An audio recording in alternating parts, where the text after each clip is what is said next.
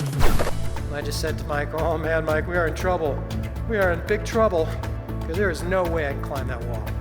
And that's the day a 7.8 magnitude earthquake slammed into Nepal. And the tent shot up into the air, hovered for about a second, and then dropped back down.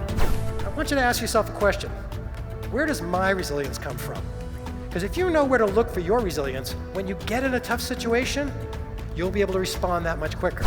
From his 36 years of climbing and survival adventures, Jim Davidson distills compelling lessons about personal resilience, resilient teamwork, and resilient leadership. It's a physical challenge, but it's a mental and spiritual challenge as well. Mount Rainier, America. I realized I couldn't just quit like that. I was so afraid and I was so devastated at the loss of my partner, Mike, but I knew I couldn't just give up. Mike had just saved me from the fall. So instead of the 20 ice screws, I had about 6. Instead of 40 carabiners, I had about 15. So I'm short on resources, people, time, and I've got a big, big challenge. Sometimes you have to look at the resource you've got and start working on the challenge. And that ability to bounce back, that ability to learn from good things that have happened and from difficult things that have happened to you, that's resilience.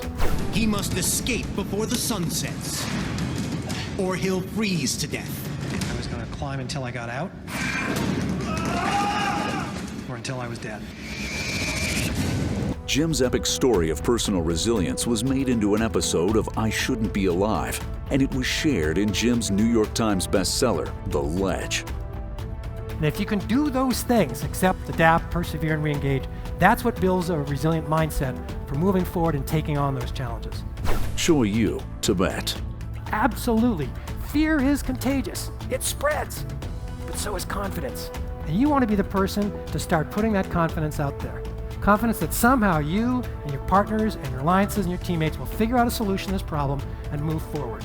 What you're really trying to do is spark resilience. By being positive and being confident, spark resilience in the people around you and in yourself. Mount Everest, Nepal.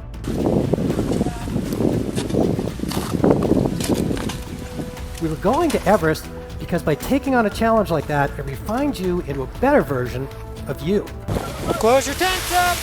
It was a huge avalanche and a huge powder blast. Joining me now on the phone from Everest is mountain climber Jim Davidson, who should be at all counts right. So after the disaster calms down, when there's still work to be done, how can you be a resilient team member? How can you add in to help move the team forward?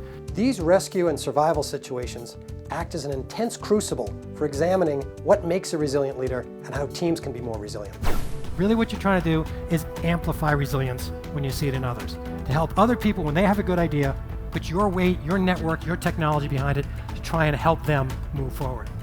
Jim's resilient teamwork and resilient leadership programs are available as keynotes and workshops. For booking information, please contact Speaking of Adventure.